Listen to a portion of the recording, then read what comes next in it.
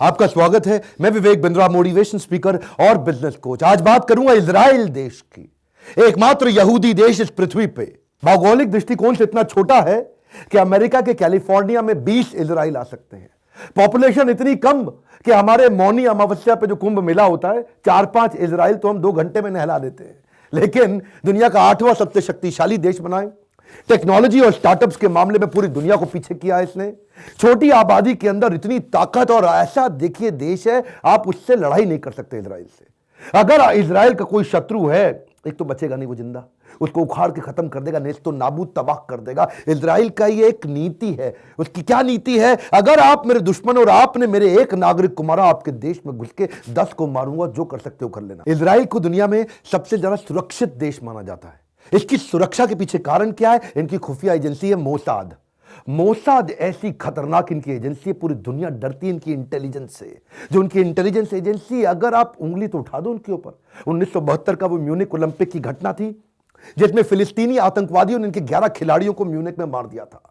बस उसके बाद क्या हुआ? प्रधानमंत्री ने एक एक खिलाड़ी के घर जाके उनके माँ बाप, रिश्तेदारों को जाकर के वचन दिया था कि इस मौत का बदला लिया जाएगा। पहले तो 2 दिन में अगले 2000 फिलिस्तीनी आतंकवादियों को उन्होंने मारा, और उसके बाद वहां रुके नहीं।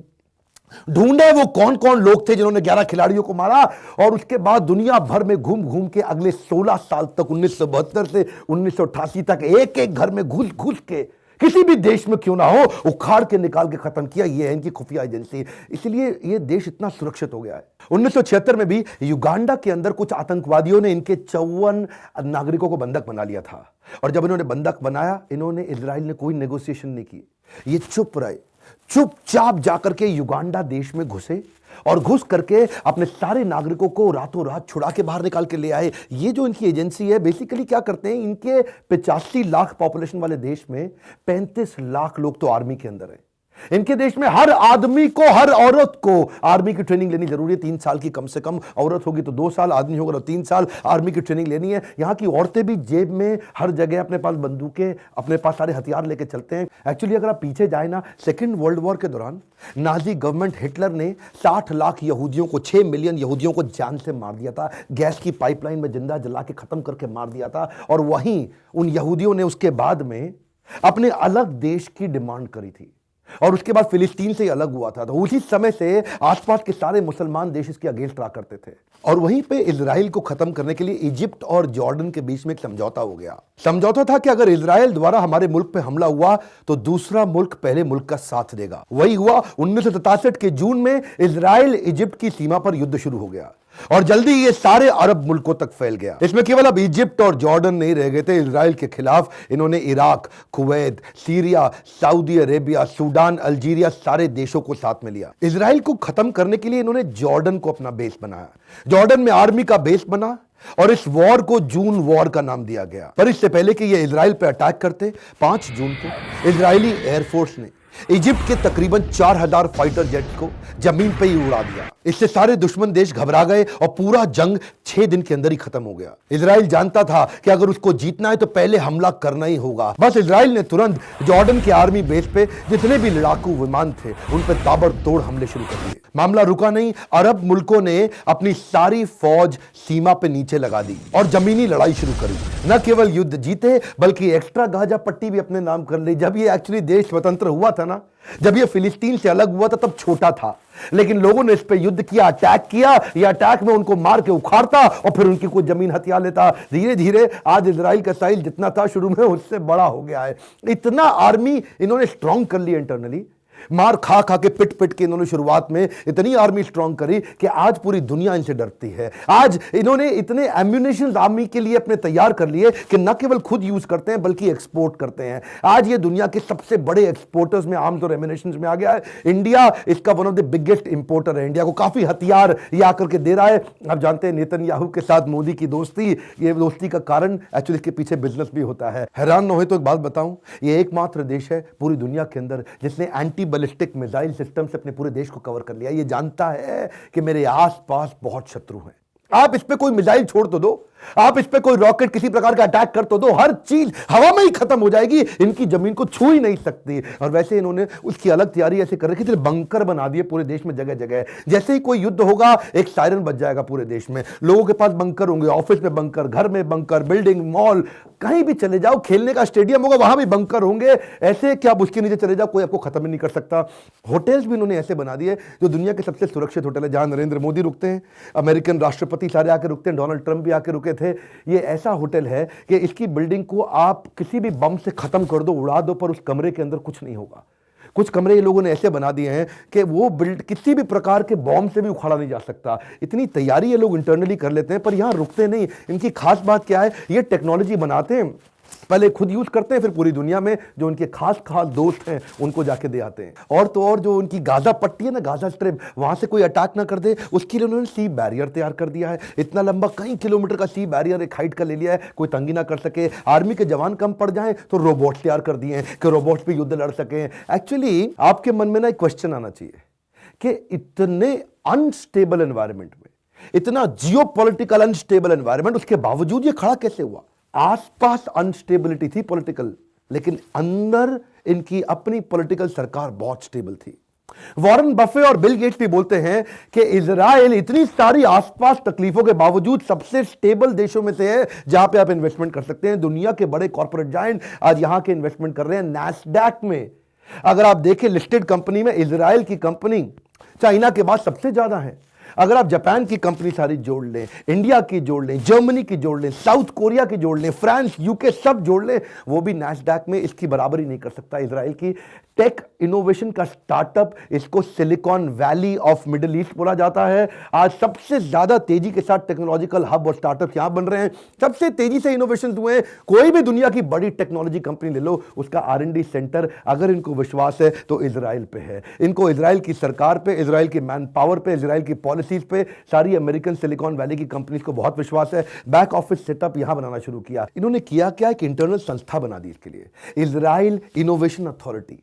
उसका एक ही काम है, 4.5% अपने जीडीपी का हिस्सा इनोवेशन को बिल्ड करने में, रिसर्च को बिल्ड करने में डाल देते हैं। ये अमेरिका ही है पूरी दुनिया में जो इतना पैसा रिसर्च और इनोवेशन में डाल रहा है। उसके बाद नंबर 2 वर्ल्ड के अंदर इजराइल है। जीडीपी का इतना बड़ा हिस्सा कोई नहीं डालता है। यही तो कारण है। आज देखिए माइक्रोसॉफ्ट के विंडोज कहां बने, वो माइक्रोसॉफ्ट यूएस ने नहीं बनाया, माइक्रोसॉफ्ट इजराइल ने बनाए। सिस्को ने अपनी सारी टेक्नोलॉजी यही तैयार करी। मोटरोला का जो फोन हुआ करता था ना, पहले दुनिया में फोन आते थे, वो ईंट जैसे फोन आज तक आप इस्तेमाल कर रहे होते अगर मोटरोला ने इजराइल के अंदर बैठ करके उसको इनोवेशन बिल्ड नहीं किया होता। पहली बार फोन का साइज जो एक्चुअली छोटा हुआ दुनिया में यही हुआ। यूएसबी पोर्ट और यूएसबी जिससे आप आज ट्रांसफर भी करते हैं, जो पेन ड्राइव होती हैं, पेन ड्राइव भी और यूएसबी पोर्ट भी कहां बने, पहली बार इजराइल में ही बने थे। आईबीएम को जब दुनिया की सबसे बड़ी R&D फैसिलिटी बनानी थी अमेरिका के बाहर, तो उसको इजराइल ही पसंद आया। दुनिया के सबसे ज्यादा बायोटेक स्टार्टअप इजराइल में ही हो रहे हैं। वॉइसमेल टेक्नोलॉजी पहली बार इजराइल में बनी थी। पहला कंप्यूटर का एंटीवायरस सॉफ्टवेयर 1979 में इजराइल में ही बनाया गया था। वॉइस ओवर इंटरनेट प्रोटोकॉल जिसको आप VoIP बोलते हैं, जिसपे आप फोन पे बात किया करते थे, वो टेक्नोलॉजी पहले इजराइल में ही आई थी। दुनिया का सबसे बड़ा कम्युनिकेशन राउटर सिस्को के द्वारा इजरायली इंजीनियरों ने तैयार किया था। एक्चुअली जो छोटा सा देश है ना, यही इनकी कमजोरी नहीं, इनकी ताकत बन गया।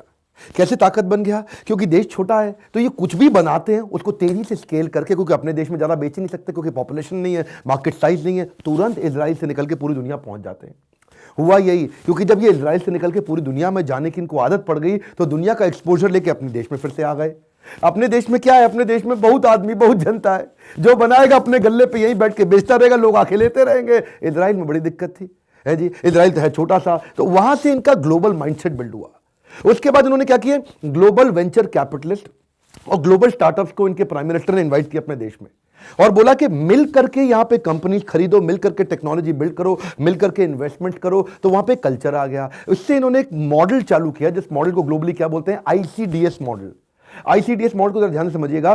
पहले ये आइडेंटिफाई करते हैं प्रॉब्लम क्या चल रही है मार्केट में।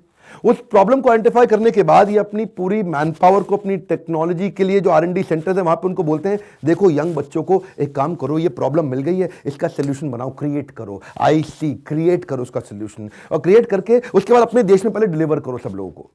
अपने यहां पे जो कॉर्पोरेट्स हैं उनको डिलीवर करो पहले सोल्यूशन, उनको डिलीवर कर दिया, यहां पे सोल्यूशन चल गया, बहुत बढ़िया चल गया, उसके बाद पूरा देश मिलकर इसको दुनिया भर में सेल करता है। इसको बोलते हैं ICDS। हाँ, पहले क्या करो, पहले आइडेंटिफाई करो प्रॉब्लम को, उसी का सोल्यूशन यहीं क्रिएट करो, पहले आसपास आपस में डिलीवर कर दो, फिर पूरी दुनिया में जाके सेल करो। ये टेक्नोलॉजी तैयार करते हैं, बाकी दुनिया में जाके उसके बाद सेल करते हैं, उसको पेटेंट कर लेंगे, उसके कॉपीराइट ले आएंगे, उसकी रॉयल्टी इनकम जनरेट करेंगे, उसको जाकर के बाहर फ्रेंचाइज आउट कर देंगे, उसको लाइसेंस आउट कर देंगे। तो अपने देश में ये ज्यादा बनाने में झंझट नहीं लेते, अपने देश में दिमाग पे इन्वेस्टमेंट कर रहे हैं। कह रहे थे सबसे बढ़िया हमारे इंजीनियर्स, मैन पावर, जितने टेक्निकली स्मार्ट लोग हैं उन पे इन्वेस्टमेंट करो, उनको बोलो तू वो प्रॉब्लम सॉल्व कर जो दुनिया में कोई नहीं कर रहा, उसको यहां सॉल्व कराएंगे, पहले यहां पे लाके डिलीवर करेंगे अपने कॉर्पोरेट को, उसके बाद दुनिया भर में बेचेंगे। इजराइल की सफलता की आपको टेक्नोलॉजी की कहानी में समझाने के लिए 3 स्टेप बताता हूं, इसको समझेंगे आपको पूरा पिक्चर क्लियर होगा। पहले स्टेप में ये क्या करेंगे, जो भी प्रॉब्लम आइडेंटिफाई करते हैं पूरी मार्केट के अंदर, उसके लिए ये अपने R&D सेंटर्स में, अपने एकेडमिक सेंटर्स में, अपनी लेबोरेटरीज में, अपनी मैन पावर पे पैसा लगा देते हैं। देखो भाई तुम पूरी जान लगा दो, इसका सोल्यूशन निकालो बस। वो बैठ करके पूरी जान लगाएंगे और उसका सोल्यूशन तैयार करेंगे। उसके बाद आएगा स्टेप 2, जहां पे आते हैं TTO, इनके यहाँ टेक ट्रांसफर ऑर्गेनाइजेशन होती हैं। अब मान लो पहले स्टेप में उसने पेन ड्राइव बना दी कुछ, अब पेन ड्राइव बनाई तो टेक ट्रांसफर ऑर्गेनाइजेशन क्या करेंगे, दुनिया के बड़े मल्टीनेशनल कॉर्पोरेट्स को बुलाएंगे, उनको बोलेंगे सुनो भाई, हमारे आदमी ने यहां पे इस रिसर्च सेंटर में पेन ड्राइव तैयार करी है, ये आपको बहुत काम आ सकती है, बताओ कितने में खरीदोगे हमसे। तो टेक ट्रांसफर ऑर्गेनाइजेशन मान लो किसी बड़े कॉर्पोरेट को, मल्टीनेशनल जायंट को बुला करके वो टेक्नोलॉजी उनको बेचेगा जिससे उनको पैसा मिलेगा, और फिर वो टेक्नोलॉजी अपने देश में पहले सबको बेचेंगे, उसके बाद उसको लाइसेंस आउट करा देंगे पूरी दुनिया में उस कंपनी के माध्यम से। तो अब पूरी दुनिया में हो सकता है R&D वाला आदमी ना बेच पाए, साइंटिस्ट ना बेच पाए, इंजीनियर ना बेच पाए, उसको वो समझ नहीं है, उसको कमर्शियल वायबिलिटी का पता नहीं, उसको वैल्यूएशंस का नहीं पता, उसको स्केलेबल मॉडल्स का नहीं पता, उसको बिजनेस की अंडरस्टैंडिंग नहीं है। तो TTO बीच में, टेक ट्रांसफर ऑर्गेनाइजेशन, आज ये हमारे देश में बहुत जरूरी है। देखिए अमेरिका के अंदर हर 10,000 लोगों में से आज लगभग 80 लोग रिसर्च साइंटिस्ट है, लेकिन इजराइल ही एकमात्र ऐसा देश है जहां पे हर 10,000 लोगों में से 120 लोग रिसर्च साइंटिस्ट, दुनिया में सबसे ज्यादा। तो ये वेंचर कैपिटलिस्ट को अट्रैक्ट करता है कि मैं यहां के पैसा लगाऊंगा, मेरा पैसा ज्यादा ग्रो करेगा। उसके बाद इतने पर रुका नहीं, ये क्या कहते हैं, VC को बोलते हैं देख भाई VC, दुनिया भर के सबसे बढ़िया VC हमारे देश में आओ और हम तुमसे इनकम टैक्स भी नहीं लेंगे, तुम यहां नोट छापो, हम तुमसे टैक्स नहीं लेंगे। लेकिन उस बहाने हो क्या रहा है, बाहर से पैसा आता है और यहां का छोटा छोटा स्टार्टअप आगे बढ़ जाता है। अब इन्होंने देश में नई स्कीम निकाली, इन्होंने बोला देख भाई तू एक स्टार्टअप है, अब आप सुनिएगा ध्यान से, फिर मैं अपने व्यूअर्स से बोल रहा हूं, तेरे पास बढ़िया आइडिया है, हाँ जी मेरे पास अच्छा आइडिया है, अच्छा कोई बात नहीं जी, अपने आइडिया को लेके तू आप मेरे सरकारी कंपनी में इन्वेस्ट कर इस आइडिया को। तो कितना पैसा चाहिए तेरे को आइडिया के लिए, आपने बोला सर मेरे को ना कोई 10 करोड़ रुपया चाहिए, आप दे दो। तो ये सरकार क्या बोलेगी इजराइल की, आओ जी आओ, कोई बात नहीं, अपना आइडिया दिखाओ, आइडिया पसंद आया आपको 10 करोड़ रुपए दे देंगे, लो भाई 10 करोड़ रुपए हमारी तरफ से पकड़ो आप, अब आकर के हमारी सरकार के अंदर इसको इन्वेस्ट करो, हमारे देश को थोड़ा बेनिफिट दो। अगर तो आपका आइडिया चल गया तो आपसे 10 करोड़ रुपए का मात्र इंटरेस्ट ले लेंगे, बस दैट्स ऑल, और कुछ नहीं, केवल इंटरेस्ट ले लेंगे। और अगर आपका आइडिया फेल हो गया और 10 करोड़ रुपए आपसे बर्बाद हो गए तो कोई बात नहीं जी, बर्बाद तो हो ही जाते हैं, आपसे कोई पैसा नहीं मांगेगा, घबराओ मत, उत्साह बढ़ाएंगे, बाउंस बैक करो, अगला आइडिया लेकर के आओ। अब लोगों वहां पे ना क्या है, आदमी के मन में दिमाग में घूम गया है, और जी फेल होने की टेंशन मत लो, खुल के खेलो, सरकार खुद ही पैसा लगा देती है, कहती है 5 करोड़ 10 करोड़ 5 करोड़ जो आ रहा है उसको पैसा दे रही है सरकार, कह रही है अगर तुम्हारे पास आइडिया बढ़िया है हमको दिखाओ, हम उसको वैलिडेट करेंगे, अगर तो तुम सफल हो गए तो तुमसे इंटरेस्ट ले लेंगे, और तुम विफल हो गए घबराओ मत, हम तुमसे कुछ नहीं मांगेंगे। ऐसे माहौल के अंदर लोग बढ़ रहे हैं, और VC को भी लग रहा है भाई मैं अगर कमाऊंगा यहां मुझसे टैक्स भी नहीं लिया जाएगा, तो दुनिया भर का इकोसिस्टम रेडी हुआ है। अब इन्होंने क्या कहा, मल्टीनेशनल को बोला देखो भाई तुम यहां आओ, हम तुम्हारी मदद करते हैं, यहां पे माइक्रोसॉफ्ट तुम आओ, सिस्को, गूगल, एप्पल सब आओ यहां पे। क्या करोगे, पहले 2 साल तक ये तुम्हारे एम्प्लॉयज की तनख्वाह है ना, उसका 40% तनख्वाह हम दे देंगे एम्प्लॉयज को। अब क्या होगा, इजराइल के लोगों को एम्प्लॉयमेंट मिल गया, लगभग 98% एम्प्लॉयमेंट मिल चुका है पूरे देश के अंदर, इसलिए सबसे ज्यादा रिचेस्ट देशों के अंदर आज इसका नाम आता है। क्यों, मोस्ट डेवलप्ड कंट्रीज में नाम आता है। अब माइक्रोसॉफ्ट यहां आया और उसने क्या किया जी, पहले 2 साल जितनी भी तनख्वाह, मान लो 100 करोड़ रुपए तनख्वाह है, तो ये कहते हैं पहले 2 साल के 100 करोड़ रुपए में 40 करोड़ रुपए इजरायली सरकार कहती है हम दे देंगे, तुम 60 दो, इजरायली कहती है हम पूरे भी दे सकते थे, लेकिन हम 40% इसलिए देंगे ताकि तुम्हारी भी ओनरशिप रहे, थोड़ा पैसा तुम लगाओ थोड़ा हम लगाएंगे, हम तो तुम्हारी मदद कर रहे हैं ना। और अपने तो क्या है, यहां पे कोई बाहर से आए तो डंडा लेके खड़े हो जाओ बंगाल में, जाबे जाबे होबे ना, टाटा को निकाल करके भेज दिया गुजरात के अंदर दीदी ने। यहां पे लोग, यहां पे तो ग्रोथ चाहिए ही नहीं किसी को, यहां तो सबको क्या राजनीति है जी, सबसे पहले तो मेरी जाति के लोग देखो कहां पे जी, मेरी जाति के कौन मुझे ग्रोथ दिलाएगा, नहीं नहीं मेरी जात का है कि नहीं ये बताओ पहले। इसके चक्कर में हमारे देश की सारी ग्रोथ रुकी है। अपनी संस्कृति को चलाए रखने के लिए नियम बहुत बनाते हैं।